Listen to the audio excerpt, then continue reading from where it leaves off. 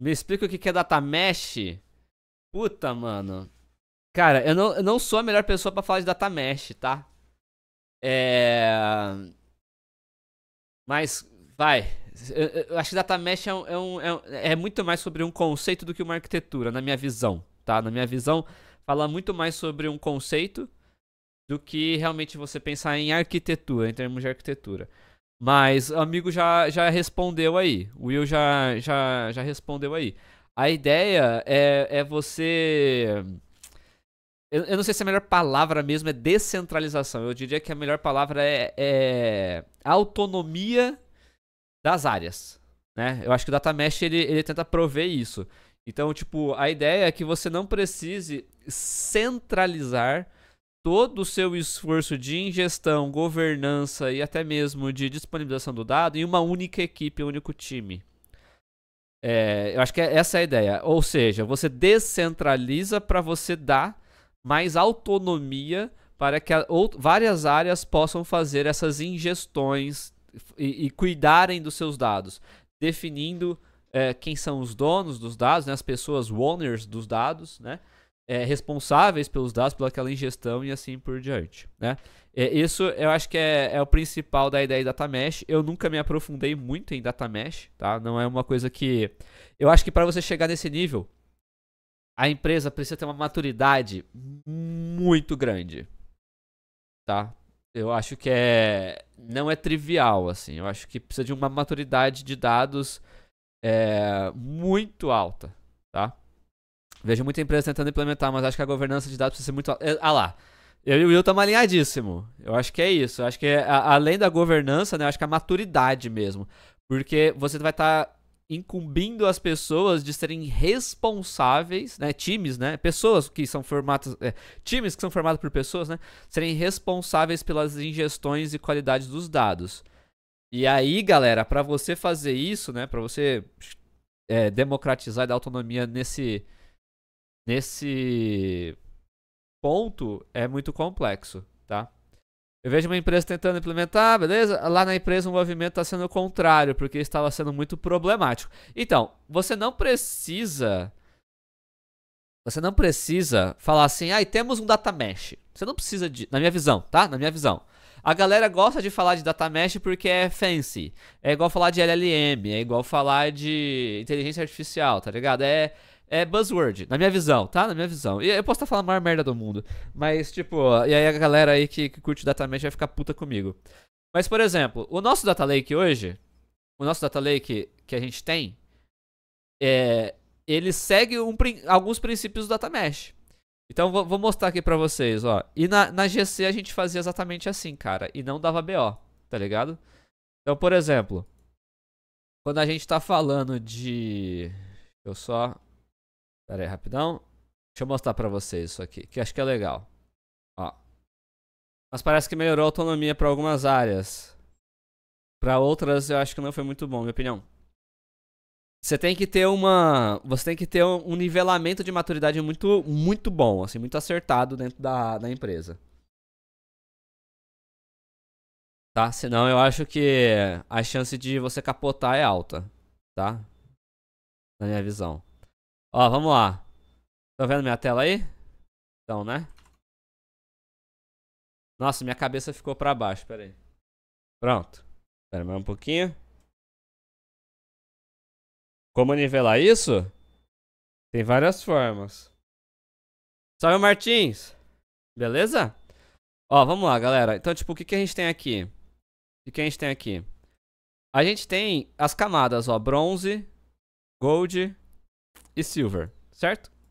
E cada uma dessas camadas tem... Aí, tem até a Rock, né? Você tem os databases. Vocês estão vendo os databases, ó? Tem de DataSus, tem de Dota, tem de Gamers Club, tem de GDB, tem de IBGE, Olist, TSE, Upsell. Tem vários, né? Na GC, a gente também tinha vários. A gente tinha... A gente tinha... Toda a parte ali que a gente chamava de V1, que era tipo um legado. A gente tinha multigaming, a gente tinha payments, a gente tinha coins, a gente tinha... Mano, era tipo muito serviço. Tinha uns 15 serviços lá. Ou mais até, 15 quando eu cheguei. Tudo isso tá documentado, tá? Tudo isso tá documentado, tipo, eu posso falar com tranquilidade, porque isso está documentado, tá? Então aqui, ó, a gente tem... Ah, que legal, velho. Tem aqui data. Que da hora, tá tagged como data. Nossa, não sabia disso, mano. Ó, tá aqui. Aí, cara, esse é um bom papo pra gente conversar. Então tá tudo documentado aí. Então esse daqui é um exemplo, ó. A gente tem vários serviços, ó. Marketplace, Coin, CSGO, Ranked, Drops, Account, Chat, Payment, MG, Inventory, Missions. Tudo isso, galera, são equipes de desenvolvimento. Tomavam conta, né? As squadzinhas. E aí, tipo assim, a galera de engenharia de software, tem autonomia para criar a stack que acha que mais se encaixa naquele problema. Então, por exemplo, CSGO tinha muita coisa que era feita em Go e também coisa em PHP, né? Aí a parte e usando MySQL. Já o chat era uma outra parada, tipo, acho que era Node usando Cassandra, tá ligado? Enfim, então as equipes tinham autonomia para escolher a stack que melhor se encaixaria para resolver aquele problema, beleza? E aí o que acontece? A gente, enquanto dados, na minha opinião, é uma opinião particular, tem gente que discorda disso, não deveria definir essa tecnologia. Então, tipo assim, tem que entender qual que é a melhor ferramenta para cumprir um propósito de desenvolvimento de aplicação. Ponto. Na minha visão é isso, tá ligado?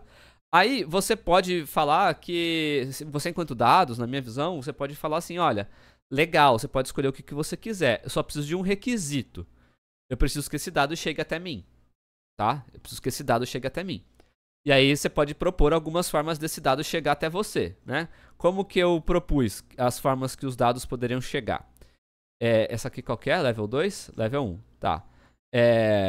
Eu propus algumas formas. Então, por exemplo, isso pra mim faz parte de um projeto realmente de Data Lake, tá? Como que eu espero que esse dado chegue? Eu posso fazer via CDC, tá? Então o dado tem que chegar pra mim via CDC. Ou seja, você vai escolher um banco de dados, esse banco de dados tem que ter um CDC. Tá? Tem que ter um binlog ativo. Tá? Então, se você estiver escolhendo um banco de dados que não tem binlog ativo, não dá para você fazer CDC, você vai ter que dar um jeito de enviar esse dado para mim de uma outra forma. Tá?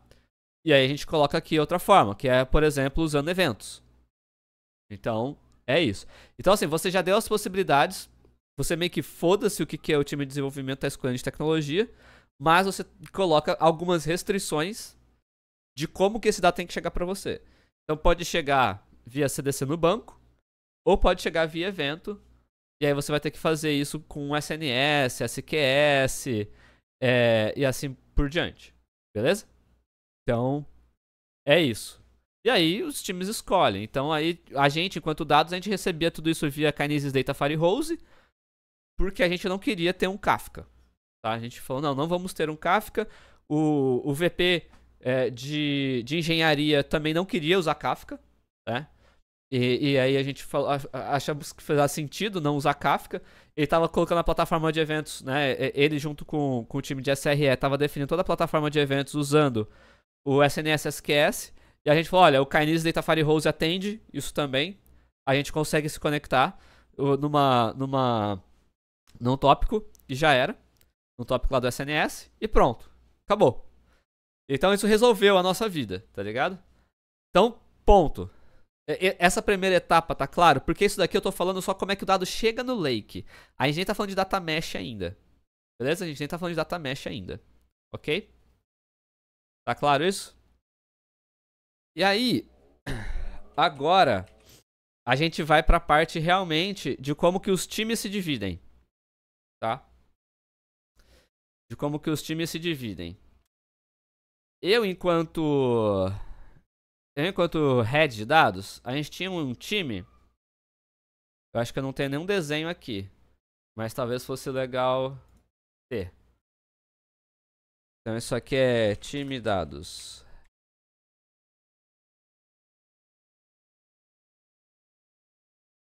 Vamos lá. A gente se divide o seguinte. Então, você tinha aqui toda a área de dados.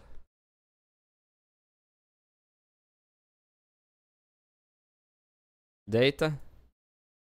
Tá? Então, você tem o time de dados. Tá todo mundo aqui debaixo de dados, certo? E aí, como é que funcionava? A gente tinha um head, que no caso era o Theo. Tá aqui. Que essa pessoa aqui não faz nada. Só fica aqui. E aí, eu separei entre DA. A gente chamava de DA, tá? Mas não precisa ser DA. Não faz nada, mas se der merda é o que roda. Exatamente. Exatamente. IDE. Tá? Então é isso que a gente tinha na GC. Tá? Só isso. Não tinha DS, não tinha ML Engineer, tinha porra nenhuma. Era DA e DE. E aí, vamos lá. Responsabilidades. O que DA fazia? DA. DA. A gente pode colocar aqui. Desse jeito. Vamos colocar aqui maiorzinho. Tá dando pra enxergar as letras? Tá, né? DA. Qual que era a responsabilidade de DA? Estar dentro das áreas de negócio e squads de produto.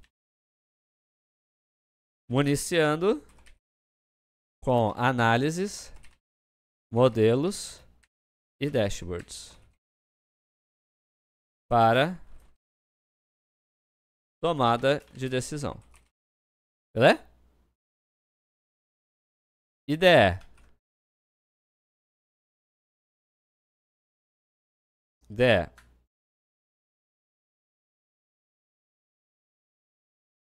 Ingestão de dados, qualidade e disponibilização de ferramentas e dados necessários para time de DA e demais áreas da empresa. Era isso. Bem direto, tá bom? Aí, beleza. Então, isso aqui é a ideia de time, né? Mas como que isso aterriza no resto da empresa, tá? Isso aterriza da seguinte forma. Vamos lá. Dentro da GC, na época, a gente tinha... Quando eu cheguei, a gente tinha 6 squads. Então, a gente tinha aqui, ó, 1, 2... A gente tinha 3 tribos, 6 squads, tá? Eu vou desenhar tudo, vocês vão saber de tudo. Eu não escondo nada. Se alguém da GC aí me processar, vocês me ajudam a pagar. Mas não tem nenhuma informação sensível aqui não. Já mudou, eles nem estão mais nesse formato, eu acho. Vamos ver, distribuir. Tá aqui. Beleza.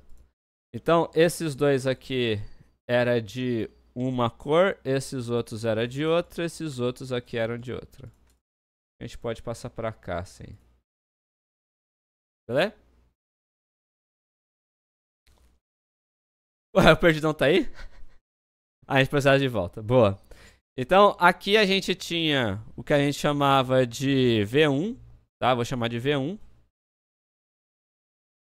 Que era basicamente... Eu nem lembro o nome mais. Mas a gente tinha V1. Aqui a gente tinha, tipo, loja. Monetização, vai. Monetization. E aí aqui a gente tinha multigaming. MG. Beleza? E aí, você fala, caralho, 6 squads, você vai precisar de 6 DAs então, né? Então, mais ou menos. Aí o que a gente fazia? A gente pegava aqui e colocava engenharia de software. Vamos colocar aqui letra 20. Engenharia de software, design. E mais? Aí tinha aqui DA. QA, né? QA e DA. Beleza? Tá claro isso? Então isso aqui a gente tinha para todas as squads. Ou seja, o time de dados, ele tava onde? Ele tava dentro das squads de produto. Isso é muito importante, tá, galera? Eu tenho até uma apresentação que, se vocês quiserem, que eu fiz lá para XP Educação, que a gente explora um pouco mais isso. Beleza? Até aqui tudo bem? Tá claro como a gente se dividia? Então, os DAs estavam aonde? Os DAs estavam dentro dessas áreas. Só que isso aqui não é tudo da Gamers Club. Né? Isso aqui não é tudo. A GC tinha muito mais coisa. Isso aqui eu tô falando de produto. Produto. Produto barra tecnologia, né? Vamos chamar de tecnologia, melhor. Tecnologia. Né? Senão vão me bater aí. Tá lá. Então isso aqui é tecnologia. Beleza? Exatamente. Daily, planning, refinamento, pré-refinamento, pré-pré-refinamento. É isso aí, beleza? Participa de tudo. Ok. E aí, o que acontece? Ok, tá aí. E aí, a gente também tinha outras áreas. A gente tinha, por exemplo, aqui embaixo, eu vou chamar tudo isso aqui de business, tá? Vou chamar tudo isso aqui de business. Business. Beleza? Que aí você não vai ter isso, né? Você vai ter uma configuração diferente, um setup diferente. Você vai ter, sei lá, aqui marketing. Marketing. Eita. Marketing. Você vai ter FOP. Você vai ter sales. Beleza? E aí você não precisa disso aqui tanto, né? Você não vai ter... Você não vai ter times completos. Você vai ter analistas de... dentro das próprias áreas. Beleza? Então, isso daqui a gente pode fazer assim. E aí, está aqui com o marketing. Quem que tá aqui? Você tem DA. Aí você tem um marketing... uma pessoa de marketing. E você tem o head de marketing. Por exemplo. Né? Ficou claro? A gincana aqui? E aí aqui é a mesma coisa para FOP. Você tem DA, aí você tem uma pessoa de FOP, um analista aqui. Aí você tem o head de FOP. E aqui é a mesma coisa sales. Você vai ter, sei lá, um time de comercial. Você vai ter aqui o head de sales. Beleza? E aí, tipo... Então tá aqui. Então, tipo, você tem DAs. FEP, Financial and Operations. Ou Financial Operations. Beleza? É quem cuida do dinheiro. Quem diz se dá pra comprar mais crédito no Databricks ou não. Quem diz se dá pra promover alguém do seu time ou não. Se dá pra você abrir uma vaga ou não. Se dá pra fazer um happy hour ou não. Se dá pra comprar livros ou não. É basicamente... Se a gente... Precificação também, envolvia essa galera. A gente conversava bastante com essa galera pra fazer precificação dos produtos. Quem faz report de relatório pro board, FOP. Quem cuida de auditoria, FOP. Quem faz emissão de nota fiscal, FOP. Quem faz balancete da empresa, FOP. Quem cuida dos principais indicadores financeiros da empresa, FOP. É isso. E aí, beleza. Então, tipo, na prática, isso aqui você vai precisar de quantas pessoas então dentro do time? Só de DA, só tô olhando DA. Você vai precisar de 6 mais 3, 9, no mínimo, né? Não dá. Não dá pra um time de uma startup ter tudo isso de gente e dados. Não faz sentido, né? Então o que a gente fazia? A gente mapeava onde que tava doendo mais. E aí, tipo, mano, aqui dá pra colocar uma pessoa pleno sênior. Então aqui eu vou ter uma pessoa plena sênior. Aqui eu vou deixar uma pleno e uma sênior. Então nós vamos fazer par. Aliás, uma pleno e uma júnior. Nós vamos fazer parzinho. Pô, aqui é um lugar ainda que a gente tá muito em exploração. A gente não sabe exatamente o que vai rolar. Cara, mete uma júnior aqui. Então isso vai muito da maturidade do produto e objetivos da empresa. Beleza? Ficou claro isso? Então não necessariamente você vai ter um DA por squad. No mundo ideal, no dinheiro infinito, seria. Mas na prática, não é. Beleza? E a mesma coisa aqui. Às vezes você vai ter aqui, no caso, uma pessoa que faz isso aqui. Tá? Vai estar cuidando de várias coisas ao mesmo tempo. Beleza. Essa galera precisa trabalhar com dados. Então, pô, se a pessoa precisa trabalhar com dados, não deveria ter um data engineer dentro de cada uma das squads também? É uma reflexão. É uma reflexão. E aí a resposta é: impossível. Por quê? Porque senão eu vou precisar de 1, 2, 3, 4, 5, 6, 12 pessoas só pra atender isso. Não dá, tipo, já é um time muito grande. É um time muito grande. Muito grande. Não rola. Então, o que eu pensei lá quando a gente tava definindo isso? Cara, nós vamos ter pontos focais. Beleza? Vamos ter pontos focais. Então, o meu time de DE, ele não vai estar dentro dessa estrutura de squads de produto. Ele vai estar numa estrutura que vai estar fora de tudo isso. Vai estar aqui. Pode estar aqui também. Opa. Pode estar aqui. E aí, a gente coloca aqui dentro uma squad que a gente chamava squad core. Então isso aqui era como se fosse data core. Desse jeito. Ah, caralho. Aí. Data core. Que aí aqui ia ter quem? Você ia ter. Você podia ter.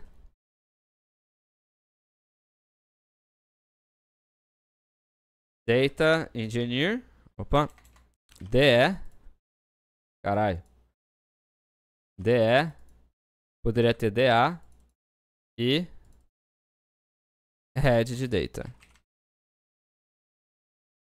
Beleza?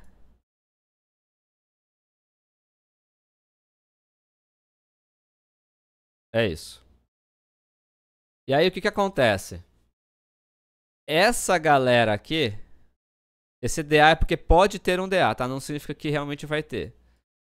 Mas esse DE, por exemplo, a gente dividiu o seguinte, a gente tinha um DE para cuidar, a gente tinha 3 DS, tá? Na verdade, 3 DS. A gente tinha, por exemplo, um DE para cuidar da V1, para falar com o time da V1. Sacou? Um outro DE para falar com o time de monetização. Desse jeito. E um DE. Monetização barra V1, tá? Eram os dois aqui ao mesmo tempo. E um outro DE com o time da MG. Então, esses caras, essa galera, não participava das cerimônias. Deu pra entender? Quem participa das cerimônias? Os DAs. O DA tá lá sentindo o calor da equipe. O DA tá na dele, tá ouvindo o que tá acontecendo. O DA tá na planning, sabendo se eles vão subir um banco novo ou não, se vai subir uma tabela nova ou não, se vai mudar o esquema da tabela ou não. Quem tá lá sabendo dessas coisas, o que tá acontecendo no dia a dia da empresa, é o DA. Beleza? O DA sabe disso. O DA tá lá vivendo o dia a dia da squad. O DE é um ponto focal do DA. Então o DA fala assim, ô, pra quem de engenharia que eu tenho que pedir a ingestão de uma tabela nova? Ele já sabe, porque tem uma pessoa que é ponto focal pra isso. Beleza? E aí a mesma coisa pra cá. Então a interface de DE, quem que é? É DA. Ficou claro isso? Então o DE, ele não vai ficar no dia a dia das áreas, nem no dia a dia de produto. Quem está fazendo isso é DA. DE vai receber a necessidade de cada um dos DAs. E a gente segmentava. Então, ó, esse DE aqui, essa pessoa DE, ela vai estar olhando para os produtos tal. Vai estar tendo interface com esses analistas aqui. Entendeu? Então, tipo assim, quando pipocava alguma coisa nova aqui em Counter-Strike, o DA dali já sabia com qual DE que ele tem que conversar. Entendeu? Eles eram pares. Eram parezinhos. Aí eu tive que desenhar essa gincana inteira só pra voltar na questão do data mesh, que é o seguinte, pô. Cada DE, vocês concordam que cada uma dessas áreas aqui são independentes? Que é o princípio básico das squads? Times independentes? Times multidisciplinares independentes? Se esse DA ele não cria dependência com o outro DA das outras squads, então a forma como esse DE aqui trabalha, por ele estar fazendo entregas para essa squad, não também tem que ter dependência com outro DE. Ficou claro isso? Então assim, pô, uma pessoa fazer ingestão de tabelas daqui não deveria criar dependência com outro DE que está fazendo ingestões de tabelas de outro squad ou de outro produto. E pra mim, aí, ou seja, você tem um time centralizado no data core, mas cada pessoa ali tem autonomia para fazer as próprias ingestões. Então você tem um data lake, que é a única fonte de dados, mas dentro desse data lake as pessoas têm autonomia para fazer ingestões de forma autônoma, que lembra um dos princípios do data mesh. É isso. Por isso que eu tive que desenhar tudo isso, entendeu? E você ter clareza de tudo isso te ajuda a dar essa autonomia pro time. Entendeu? Então, assim, quem que é responsável pelas ingestões da V1? É um DE específico ali. Tá ligado? Ele que vai estar fazendo a ingestão daqueles bancos, daquelas tabelas, da qualidade daquele banco, etc. E essa mesma pessoa, ela trabalha dentro do Data Core para criar ferramentas novas para ajudar nessas ingestões, para definir processos de qualidade de dados que todas as ingestões vão seguir. Então você centraliza para poder descentralizar. Ficou meio claro isso? Exatamente. A nível de padronização, então, no time ali de cada data core, os 10 tinham baseline arquitetural, etc. Exatamente. Todos seguiam os mesmos processos. O que muda eu te dou autonomia para você fazer a ingestão das suas próprias fontes. Entendeu? Eu não preciso centralizar a tarefa. Eu não tenho uma fila única. Acho que essa é uma pira que acontece muito dentro das empresas. A gente tem normalmente uma fila única de pedidos. Então, isso aqui é o que eu fiz na GC. Ficou claro pra todo mundo? Tipo, deu pra esclarecer algumas paradas? Ou não serviu de nada? Mas isso aqui era muito forte lá, tá? O que a gente vê... O que a gente vê em vários outros lugares? Não tem esse desenho. O que acontece é o seguinte, ó. O que acontece é o seguinte, em outros lugares por onde eu passei, tá? O que você vai ter vai ser uma parada assim, ó. Você vai ter... Você mata isso, mata isso, mata isso, mata isso. E aí, você também não tem esses DAs aqui. Você não tem esses DAs aqui. Certo? E aí, o DA só fica aqui. E aí você vai ter... você vai ter uma parada... Oh, caralho. Meu Deus. O que você vai ter vai ser uma parada tipo assim, ó. Você vai pegar isso aqui e vai fazer isso. Alguém já viveu isso? Alguém já viveu isso? E aí eles dão um nome pra essa porra aqui. Dá um nome pra isso daqui de...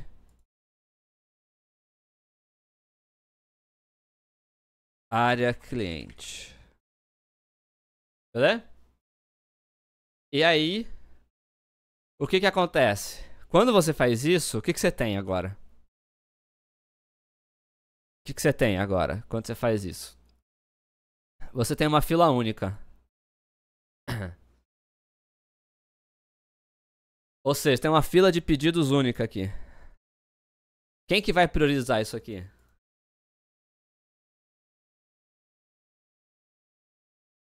Quem que vai priorizar isso aqui? Normalmente, às vezes, né, é comum que esse cara aqui, essa pessoa, seja responsável por priorizar isso. E aí essa pessoa em 5 meses pede demissão. Salve, Martins! Obrigadão aí, velho. Valeu demais pelo sub. Então, assim, é muita coisa pra essa pessoa priorizar. Certo? Aí, pra essa pessoa não pedir demissão, pra essa pessoa não ficar sobrecarregada, e a gente também dá um nome mais fancy pro mercado, o que a gente faz? O que a galera faz? Coloca aqui, tendo esse time, uma parada chamada Data Product Manager. Quem nunca?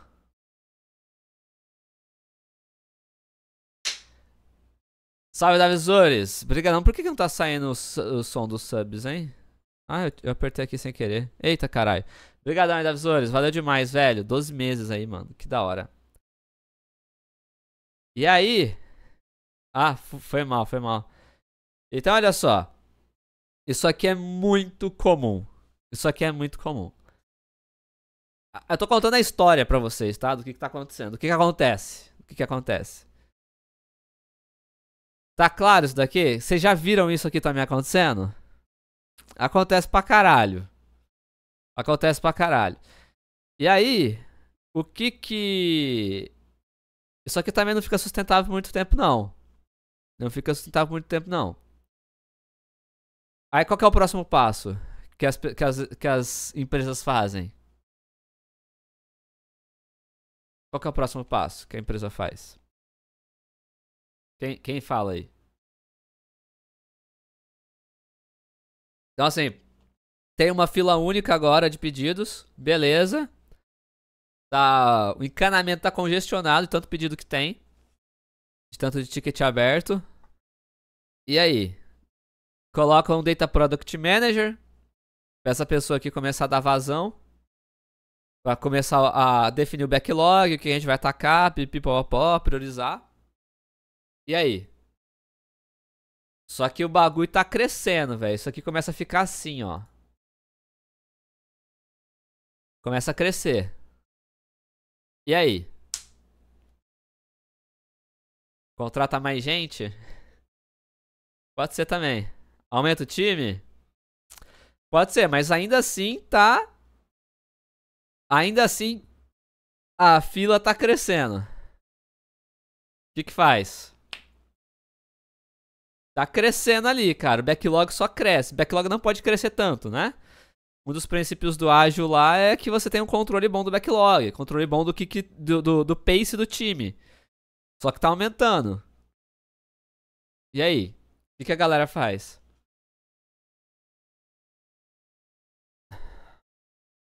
Eles quebram isso.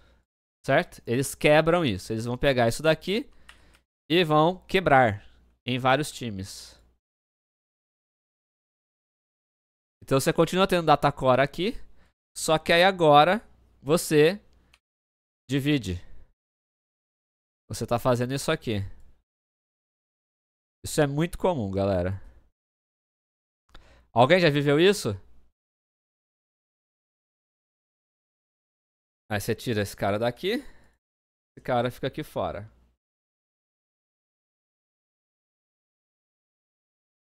E aí você tem o que agora? O que você tem agora?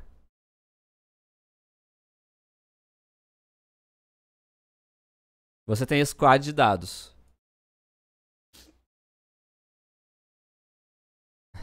Exatamente, ô bruxo. Então agora o que você tem? Você tem squad de dados. Tá ligado? É isso. Essa é a história que eu vejo acontecendo. Mas dividir significa aumentar o time? Sim. Mas você pode aumentar o time sem dividir, concorda? Aumentar o time nem sempre é a solução. Você pode aumentar o time e tá todo mundo fazendo tudo. Todo mundo fazendo de tudo. Tá ligado? Tipo, a mesma pessoa, cada vez que ela vai trabalhar, que ela pega um ticket, é de um contexto diferente. Na versão anterior. Na versão anterior. Certo? Cada vez que ela tá pegando um ticket que veio ali naquele bolão, ela tá num contexto diferente, fricção do caralho. Ela não tem foco, ela não aprende tanto sobre o negócio porque ela tá mudando de contexto toda hora. Certo? Então a galera fala, pô, isso não é legal. O que a gente pode fazer? Ah, vamos quebrar então, vamos colocar uma squad pra atender cada tipo de área. E aí os tickets vão ser mais homogêneos, né? E assim vai. Beleza? Só que qual que é um ponto aqui que acontece, né? Acontece um distanciamento do time de dados em relação a tudo isso daqui. E pior do que isso, eu não sei quantas pessoas estão enxergando isso daqui. A gente não falou sobre times autônomos, sobre diminuir a dependência. A gente não falou sobre isso? O que você está fazendo quando você faz isso? Você institucionalizou uma estrutura que todas as demais criam dependências em relação a ela.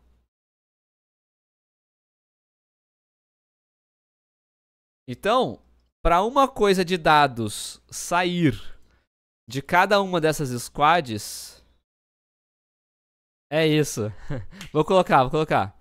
Então, assim, para qualquer coisa de dados sair em uma entrega dessas coisas aqui, o PM, o PO de cada uma dessas squads vai ter que conversar e endereçar isso pro PM daqui.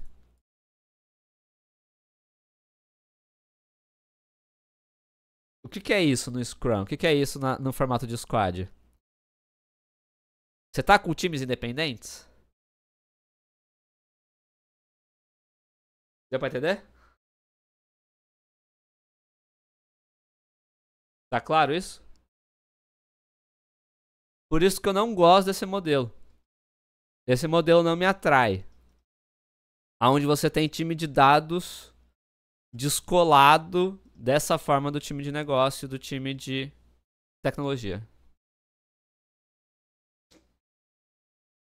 Nem me fale nessa estrutura aí só pra tu alinhar como o seu produto a nível ali de Square Tecnologia está estruturado, se conectando com a área de dados é um parto. O DE, DA ali em Datacore fica biruta. Todo mundo fica biruta. Salve, Rodrigo, beleza? Todo mundo fica biruta. Essa galera fica chateada porque ela quer fazer uma coisa rápida. E aí ela quer fazer uma coisa rápida, simples. Ela fala, pô, mas aí eu vou ter que endereçar lá no backlog. Vai saber só daqui 2 sprints, 3 sprints que essa porra vai sair. Se sair, porque eu não sei se vai ser priorizado.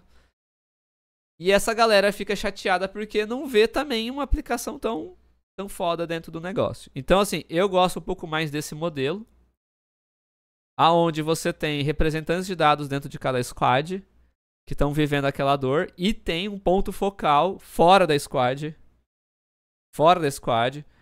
que vai ser responsável pela ingestão dos dados. Então, assim, o DA tá ali exposto e ajudando no dia a dia, tem contato com o time de dados, a gente tinha cerimônias semanais dentro do time de dados.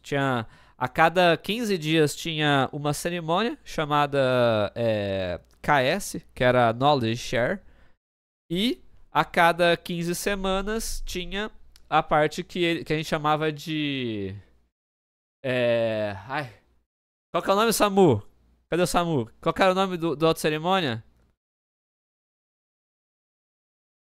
A gente tinha a cerimônia do KS e tinha uma outra que era Rush. Exatamente. E tinha o Rush de Data. Qual que era a ideia do Rush de Data? Todo mundo do time, todo mundo aqui do time, preparava um único slide, pra falar quais foram as realizações das últimas 2 semanas e quais são os planos futuros. Tá ligado? Então a cada 15 dias a gente tinha um signing de todo mundo da área inteira. Todo mundo de dados. Pra todo mundo ter visão completa do que tá acontecendo. E aí isso era muito massa, porque aí a pessoa daqui conseguia saber o que tava rolando nos outros lugares. E isso inspirava elas a ter ideias do que poder fazer aqui dentro. Tá ligado? Então isso era bem legal, assim, sabe? E a parte de Knowledge Share, que era a outra cerimônia, era compartilhamento de um case. Então, tipo, pessoa, por exemplo, tô fazendo meu TCC. Eu quero apresentar meu TCC pro time. Pode fazer. Ou tivemos um case muito foda numa área de negócio ou numa squad. Vamos apresentar? Vamos. Então, tipo, fizemos um modelo aqui pra fazer... Mudamos aqui o matchmaking. Vamos apresentar esse modelo? Vamos. Então, tipo, era isso, sabe? Então você tinha um time descentralizado, mas ao mesmo tempo você tinha a tutela da área de dados, tá ligado? O lado bom é que fora do negócio são filtradas as demandas de forma a fazer as coisas mais estruturadas e efetivas. Mas dentro do negócio parece que tudo acontece ao mesmo tempo. Cara, aí na minha opinião, é responsabilidade dessa pessoa aqui setar essas expectativas com o negócio. Então, por exemplo, eu enquanto diretor de dados, eu tinha sim que influenciar as decisões dos PMs. Eu tinha que conversar com os GPMs para entender para onde que eles estavam indo e influenciar isso. Eu era um stakeholder dentro das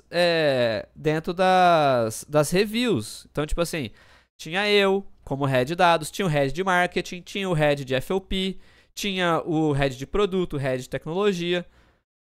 São meus pares. E eu tenho o poder de influenciar para onde que também as coisas estão indo. A decisão não é minha, a decisão é do time responsável, né? Mas eu tenho o poder de influência. Então, essa pessoa aqui, ela também tem que ser responsável por blindar o time de algumas coisas e também fazer com que garanta que a gente está indo para um caminho saudável. E que as outras pessoas da empresa entendam o papel de dados. Porque senão vira uma coisa desvirtuada, tá ligado? O DA vai estar fazendo coisa que era pra marketing tá fazendo, tá ligado? Vai fazer coisa que vai estar mexendo em planilha lá no financeiro ao invés de estar trabalhando com outras coisas, né? Vai estar batendo planilha. Tipo, nada contra planilha, mas tipo assim, você tá deixando de aproveitar o potencial de uma pessoa, tá ligado? Então aí é responsabilidade do head, tá ligado? Eu sou muito a favor, assim, que tipo, mano, o time tem que empurrar o head.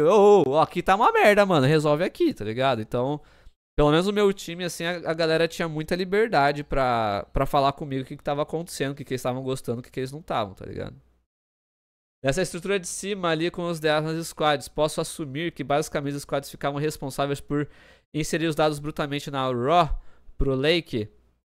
Aí o DA em si expande essa visão e já era, mais ou menos.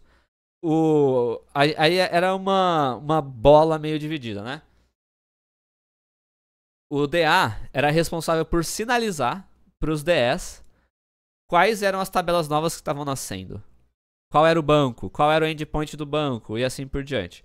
Os DEs, eles já tinham os scripts, já tinham todo o passo a passo de como fazer o plugar, né, o nosso DMS, na época a gente usava o DMS, tá aqui, ó. A gente usava o DMS nas tabelas. E como que essa ingestão ia ser feita, tá ligado? Então, assim, a responsabilidade do DA era sinalizar quais eram os bancos novos, tabelas novas, esquema, para que os DEs do nosso time tivessem, adicionassem isso no Terraform do DMS. Entendeu? Era basicamente adicionar tabelas novas num Terraform. Era tipo tão simples quanto isso. Tá ligado? Quem fazia isso? Os próprios DS. Eu acho que a gente tava chegando num ponto que isso tava tão sinérgico, tinha uma sinergia tão grande, que os próprios DAs estavam aprendendo aonde que eles tinham que mexer no Terraform pra adicionar essa tabela sozinha. Entendeu? Mas é que eu falei, quanto tempo levou pra gente chegar nessa maturidade? 1 ano e meio, 2 anos, né? Então assim, é um processo que vai. Vocês trabalhavam com base no SQL? Sim. O quanto que isso complicava a vida? Cara, a gente tinha... Salve, Torta! Brigadão aí, 13º mês. Tinham 3 tipos de fontes de dados. Não, tinha 4 tipos de fontes de dados, né?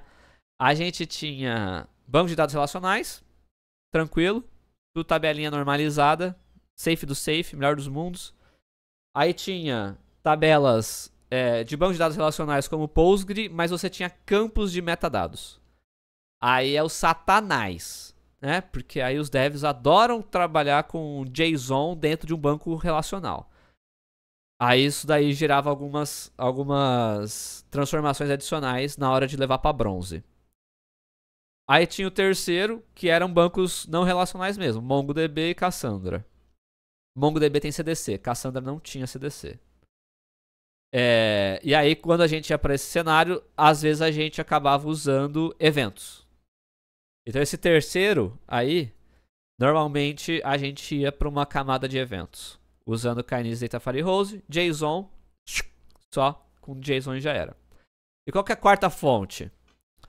A quarta fonte de dados, ela era... Cadê? Aqui. A quarta fonte de dados, ela era APIs. Então, tipo, tinha várias APIs que a gente tinha que consumir. Tá ligado? A gente tinha API de conta azul, de prefeitura, notas, Banco Central, gateway de pagamento, CRM, enfim, e já era, tá ligado? Tipo, era isso que a gente tinha. Aí isso já era feito diretamente aqui, dentro da Databricks, e já jogava diretamente para RAW, tá? DMS joga direto S3 aqui em formato parquet. Aí a leitura desse parquet era feita pelo Spark Streaming lá, o autoloader do Databricks. Todas as ingestões era isso. Tá, era autoloader do Databricks fazendo upsearch na camada bronze com autoloader, tá? Então era muito safe, assim, tipo, nossos jobs levavam 1 hora e meia pra rodar e pronto, tipo, sei lá, a gente tinha o quê, Samu? Umas 500 tabelas, quase 600 tabelas, tá ligado? Passando por todas as camadas, né, acho que dava mais ou menos isso daí. Acho que era por aí. Se pá até mais, porque depois a gente desnormalizava, né?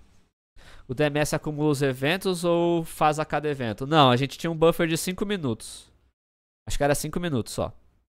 O menor delay que ele tinha era de 5 minutos e a gente também colocava assim o menor KB que tinha. Então era tipo, tinha uma questão de small files aí, tal, Rodrigo. Mas como a gente estava usando streaming e ele já lia os arquivos direto do que ele precisava, ele não percorria todo o bucket. Isso, tipo, gerava um custo muito baixo pra gente, assim. Era custo de tempo e de dinheiro muito baixo, tá? Mas era um buffer pequenininho. Ele ficava ligado 24/7, tá? O DMS ficava ligado 24/7. Esse cara aqui ficava ligado 24/7. O que a gente ligava uma vez por dia, que fazia a carga diária, era o Databricks. E aí tinha um cluster Databricks ligado o dia inteiro para os analistas trabalharem. Mas os clusters mais parrudos que faziam os jobs, as cargas, para transformar tudo isso, era 1 hora e meia por dia. A gente gastava muito pouco. Quando eu abro assim, né? É que eu não sei o quanto. Eu não quero abrir tanto aqui para vocês, mas a gente gastava muito pouco com o Databricks. E a maior fatia do que a gente gastava com o Databricks era o cluster que ficava disponível pra galera trabalhar durante o dia. Os clusters de trabalho, de pipeline, mano, era tipo muito, muito pouco. A gente fez um trabalho muito foda na otimização de custo. Muito foda. Quando eu vi o que gastaram aqui no trampo novo, eu fiquei maluco. É. A gente fez um trabalho bom, Samu. O time. Foi muito bom. Beleza? E aí, então, tipo assim, aí voltando na pergunta, data mesh. Na minha visão é isso, cara. Tipo, data mesh, o objetivo principal é você dar autonomia pros times. Então, por que eu tô trazendo tudo isso? Na minha cabeça, não faz sentido você fazer um data mesh se você vai estar trabalhando de forma centralizada. Então, ou você descentraliza a cultura, o time, e também descentraliza o dado, ou você não consegue fazer isso. Tem um livro bom que fala sobre isso. É um livro chato de ler, tá? Não é o melhor livro do mundo pra ler. Mas tem alguns ensinamentos legais pra quem quer aprender mais sobre projeto, cultura, etc. Esse livro é bom. E aí tem uma parte aqui dele que ele fala sobre o quanto que a nossa comunicação ela impacta diretamente no design dos projetos, tá ligado? E aí o que é isso? Cara, por exemplo, se você tem um time, né, ele faz essa afirmação. Se você tem um time que vai trabalhar num processador, vai construir um compilador, desculpa, um compilador. E você tem duas pessoas no seu time, esse compilador muito provavelmente vai ter duas fases, dois estágios de processo. Se o seu compilador vai ter 3 pessoas no time, é muito possível que esse compilador tenha 3 fases no seu processo, né? Então, por quê? Bora! Tamo junto! Valeu demais, Caco! Então, galera, quanto mais você fragmenta em times, isso vai também se refletir em times. Se você tem times que estão trabalhando na mesma coisa, né? Eles vão se organizar dessa forma. Então, vão criar contratos, vão criar comunicações, canais de comunicação e vão seguir esses passos, tá ligado? Então, é isso.